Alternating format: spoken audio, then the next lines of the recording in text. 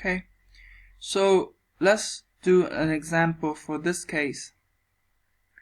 I have y equal to 3x divided by 4x plus 2.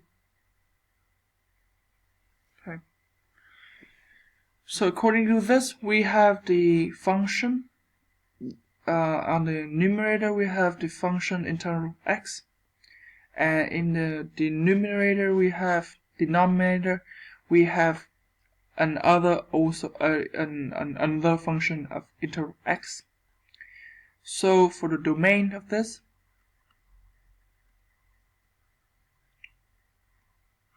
okay, so finding the domain of this, we would have this function on the bottom here has to be different from 0.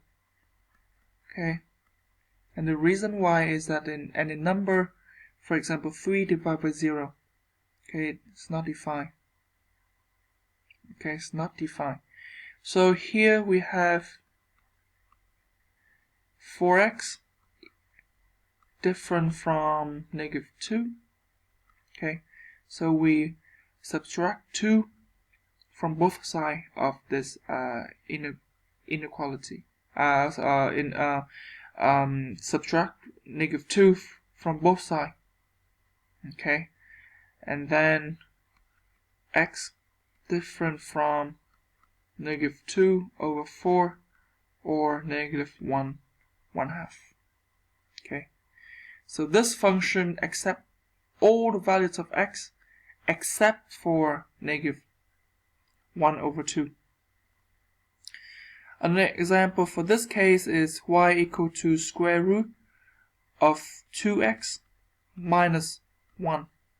Okay, so the domain of this function, the requirement for this is that the function under the square, the radicand, we call this the radicand, under the square root sign here has to be greater or equal 0. So 2x minus 1 has to greater or equal to 0. 2x has to be greater or equal to 1, or x has to greater or equal to 1/2. Okay. Alright. Now, another discussion about, so we have the standard form again of quadratic function, and the coefficient, okay, in front of x squared is actually very important, because previously we know that if a is positive, the graph will concave up, and then we would have a minimum point. If a is negative, it's concave down. Okay, the graphs are concave down, and then we have a maximum point. Another property that we can get out from comparing the a here, or observing the a coefficient a here, is the width of parabolas. Okay, so the coefficient of the x squared term in a quadratic function affects the width of a parabola as well as the direction in which it opens. Okay, so for example, I have two functions, y equal to mx squared and y equal to nx squared, right? If I have the absolute value of m less than the absolute value of n, what I have is actually the graph of y equal to mx squared is wider than the graph of y equal to nx squared. Okay, so to apply this observation, we would have an example like this. Okay, so if I have the three function f of x equal to negative 4x squared, f of x equal to 1/4 x squared, and the other one is x squared. Okay, and what is the order from the widest to narrowest? Okay, so from the widest to narrowest of the graphs of quadratic functions. Alright, so we know that the wider the graph is, the less the absolute values of the coefficient in front of x squared. Okay, so with this, h of this, we have f of x equal to negative 4x squared. So here I have the absolute value of negative 4, which is equal to 4. For the function f of x equal to 1/4 x squared, the absolute value of 1/4 is actually equal to 1/4. And for the function f of x equal to x squared here, the absolute value of the coefficient in front of this x squared here would be equal to 1, so it is 1. Now, we're looking for the smallest number, right? The smallest number of these absolute value. So the smallest number here is 1/4. Then 1, then 4. Okay, so the ranking, right, the order from widest to narrowest, okay, the widest from narrowest would be y equal to 1/4 x squared. So this one is the widest, and then y equal to x squared, and then the narrowest, okay, the narrowest graph would be y equal to negative 4x squared. Remember that we only look at the absolute value of the coefficient, not the coefficient itself, but the absolute value. Okay.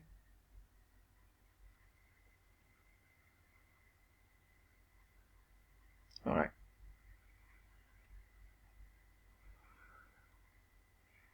The last discussion that I would have for this tutorial, this series of tutorial, is about graphing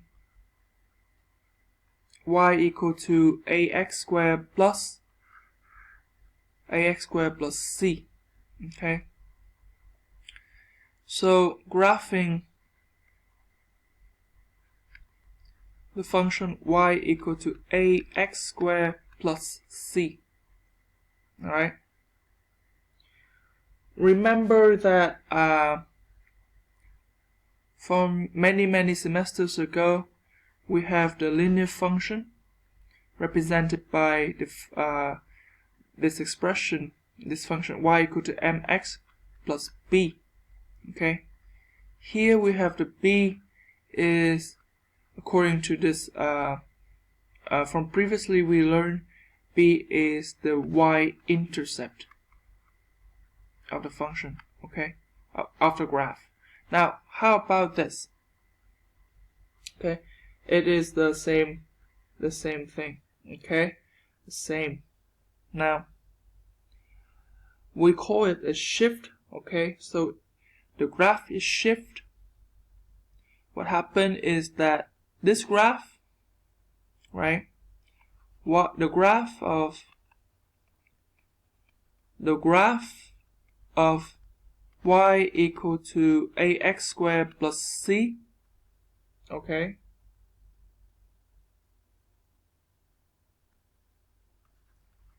has the same shape, right? It has the same shape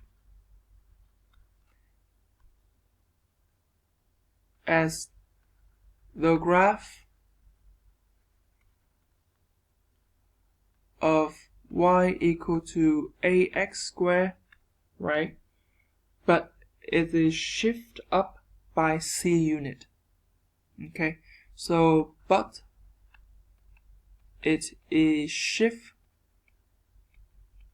okay, depending on the side of c.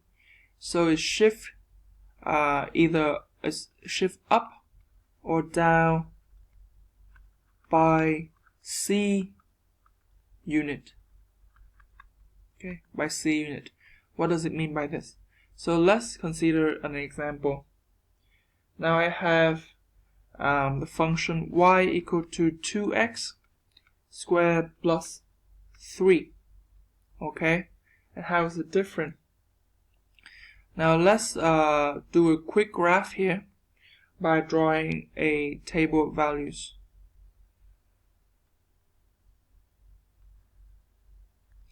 So I have x here, I have y equal to 2x squared here, and I have y equal to 2x squared plus 3. So I have -2, -1, 0, 1, 2. For this case, y will be equal to 8, 2, 0, 2, 8. Okay, let's take a look at this. This one will be 11, 5, 3, 5, 11. So you see the difference? Okay, so the difference of y is actually, this one is 3 unit more than the y into x squared. Okay, so how do we graph this? We express in the graph quickly.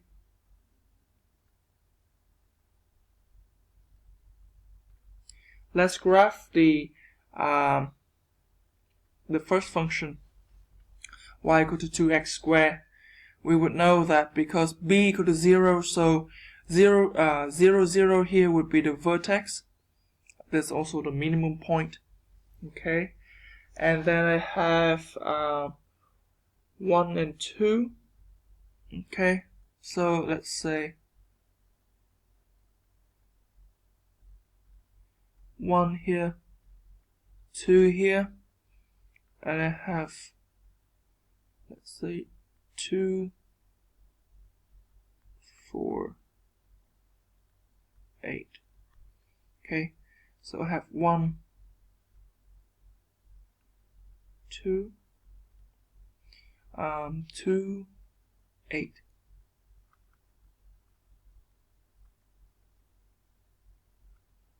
Okay, and because of the symmetry around the x-axis, we have this, and then I have -2 here.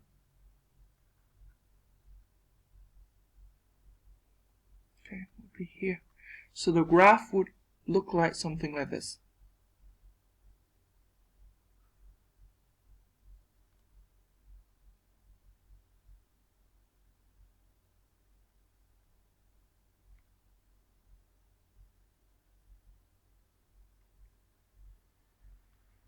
Okay, something like this. Alright, now let's graph the second function. Okay, so I have 1, 5. Ooh. So let's say 2.